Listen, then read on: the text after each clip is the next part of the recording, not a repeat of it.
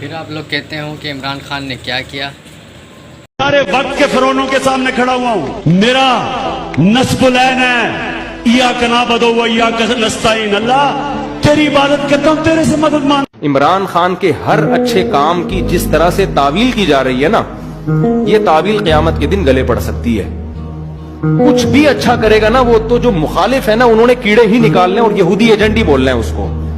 یہ چیز کل قیامت کے دن تمہارے گلے پڑ سکتی ہے. کچھ کام عمران خان نے ایسے کیے ہیں جو آج سے پہلے وزیر اعظم نے نہیں کیے.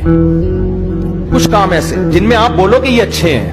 20 کام عمران خان کے ایسے ہیں جو اب تک کسی نے نہیں کیے. وہ بہت پازیٹیو کام ہے. اس یونائٹڈ نیشن میں جا کے اتنے مضبوط انداز سے کشمیر کا ایشو کھڑا کرنا, اسلامو فوبیا کو منظور کروا لینا, یونائٹڈ نیشن میں جہاں جا رہے اپنا شلوار قمیض پہن کے جانا, اپنے قومی لباس کو فروغ دینا, اردو کو فروغ دینے کے لیے بھی بہت سے اقدامات کیے ہیں.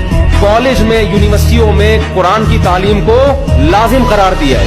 ایبسولوٹلی ناٹ کہہ رہا ہے وہ واضح طور پر.